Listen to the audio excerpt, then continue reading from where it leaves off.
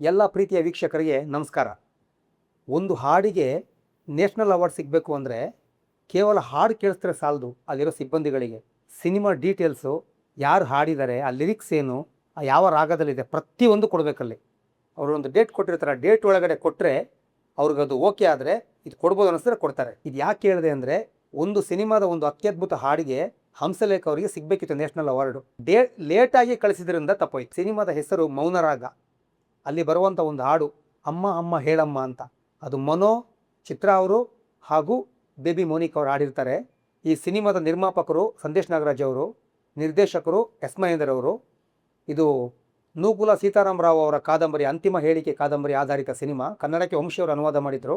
ಸುಬ್ಬರಾವ್ ಅದಕ್ಕೆ screen play ಮಾಡಿರ್ತಾರೆ. Hamsalekha music lyrics. ಇದೆಲ್ಲ ರೆಕಾರ್ಡಿಂಗ್ ಎಲ್ಲ ಆಗೋದು, ವರ್ಕಿಂಗ್ ಎಲ್ಲ ಆಗೋದು ಚಾಮುಂಡೇಶ್ವರಿ ಸ್ಟುಡಿಯೋದಲ್ಲಿ. ಅದ್ಭುತವಾಗಿ ಮೂಡಿ ಬರುತ್ತೆ ಹಾಡುಗಳು, ಎಲ್ಲ ಹಾಡು ಚೆನ್ನಾಗಿದೆ. ಅಲ್ಲಿ ನೋಡಿ, ಒಂದು ಡೇಟ್ ಕೊಟ್ಟಿರ್ತಾರೆ, ಅಲ್ಲಿ ಸಿಬ್ಬಂದಿ ನಮ್ಮವರು ಇರ್ತಾರೆ. ಆ ನ್ಯಾಷನಲ್ ಅವಾರ್ಡ್ ಕಮಿಟಿಯಲ್ಲಿ ನಮ್ಮವರು ಇರ್ತಾರೆ. ಅವ್ರು ಹೇಳ್ತಾರೆ ಆಮೇಲೆ ಹಂಸಲೇಖ ಅವರಿಗೆ, ನಿಮ್ಮ ಹಾಡು ಸೆಲೆಕ್ಟ್ ಮಾಡಿದ್ದೀವಿ, ಯಾರಿಗೆ ಸಿಕ್ತಿತ್ತು, ಡಾಕ್ಯುಮೆಂಟ್ಸ್ ಇನ್ ಟೈಮಿಗೆ ಬಂದಿಲ್ಲ, ಡೇಟ್ ಮುಗಿದೋಗಿತ್ತು, ಆಮೇಲೆ ಕಳಿಸಿದ್ರು, ಹಾಗಾಗಿ ತಪ್ಪೋಯ್ತು ಅಂತ ಹೇಳ್ತಾರೆ. ಇದು ಹಂಸಲೇಖ ನಮಗೆ ಹೇಳಿದರು. ಅಂದರೆ ಸಂದೇಶ್ ನಾಗರಾಜ್ ಅವರು ಟೀಮ್ ಇದು ಮಾಡಬೇಕಾಗಿರುತ್ತೆ, ನಿರ್ಮಾಪಕರ ಜವಾಬ್ದಾರಿ ಅದು. ಆ ನಿಯಮ ಒಂದಿರುತ್ತೆ, ಆ ನಿಯಮಕ್ಕೆ ಅನುಸಾರವಾಗಿ ಮಾಡಬೇಕಾಗಿರುತ್ತೆ, ಅವ್ರು ಮಾಡಿರಲ್ಲ, ಹಾಗಾಗಿ ತಪ್ಪೋಗುತ್ತೆ ಅದು. ಅದರಲ್ಲಿ ಎಷ್ಟು ಚೆನ್ನಾಗಿ ಹಾಡು ಬರ್ದಿದ್ದಾರೆ ಅಂದರೆ, ಮಗಳು ಅಮ್ಮನ ಕ್ವಶನ್ ಕೇಳೋದು, ಅಮ್ಮ ಮಗಳಿಗೆ ಆನ್ಸರ್ ಮಾಡೋದು. ಕೋಗಿಲೆ ಹಾಗೆ ಕಾಗೆಗಳ ಕಂಠವು ಯಾಕೆ ಇಂಪಿಲ್ಲ, ಸೃಷ್ಟಿಯು ಮಾಡೋ ಅಡಿಗೆಯಲ್ಲಿ ತಪ್ಪೇ ಹುಡುಕೋ ಹಾಗಿಲ್ಲ ಅಂತ ಅದ್ಭುತವಾದ ಸಾಲಿದೆ ಹಾಡಲ್ಲಿ. ಜೀವನ ತತ್ವ ಇದೆ ಹಾಡಲ್ಲಿ, ಆ ಜೀವನ ಅಂಶ ಇದೆ. ಅಷ್ಟು ಒಳ್ಳೆ ಹಾಡು ಮಾಡಿದ್ರು ಹಂಸಲೇಖ ಅವರು. ನಮಗೆ ವಿಷಯ ಹೇಳಿದ್ದು ಒಂದು 4-5 ವರ್ಷ ಹಿಂದೆ. ನೆಲಮಂಗಲದಲ್ಲಿ ಒಂದು ಹೋಮ್ ಸ್ಟೇ ಇದೆ, ಅಲ್ಲಿ ಒಂದು ಸ್ಟೋರಿ ಡಿಸ್ಕಷನ್ಗೆ ಕೂತಿದ್ವಿ ನಾವೆಲ್ಲ.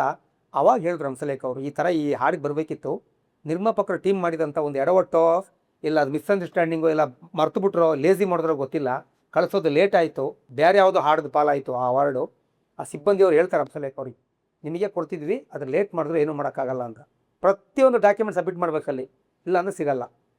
ಗಾನಯೋಗಿ ಪಂಚಾಕ್ಷರಿ ಗವಾಯಿಗೆ ಎಲ್ಲ ಕರೆಕ್ಟಾಗಿತ್ತು, ಕರೆಕ್ಟ್ ಸಬ್ಮಿಟ್ ಮಾಡಿದರು.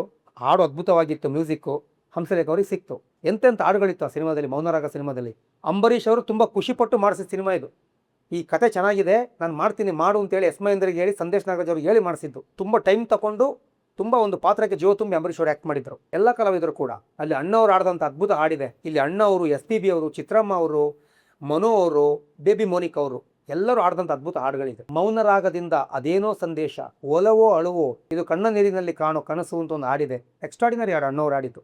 ತಾಯಿಯ ದೇವರು ನಿಜವಂತೆ, ನಿಜವೇ ತ್ಯಾಗದ ತಳಹದಿಯಂತೆ, ತಾಯಿಯ ಆಸೆಯೇ ವರವಂತೆ, ವರವೇ ಇರಿದರೂ ಅನುಭವವಂತೆ ಅಂತ ಅಷ್ಟು ಒಳ್ಳೆ ಸಾಲುಗಳು ಹಂಸಲೇಖ ಅವ್ರು ಬರೆದಿದ್ರು. ಇನ್ನೊಂದು ಲವ್ ಸಾಂಗ್ ಇದೆ, ಎಕ್ಸ್ಟ್ರಾಡಿನರಿ.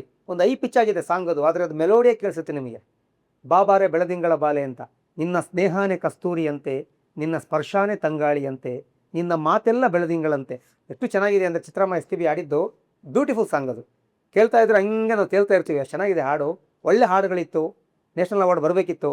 ಆದರೆ ನಿರ್ಮಾಪಕ ತಂಡ ಮಾಡಿದಂಥ ಒಂದು ಉದಾಸೀನನೋ ಎಡವಟ್ಟೋ ಗೊತ್ತಿಲ್ಲ, ತಪ್ಪೋಯ್ತು.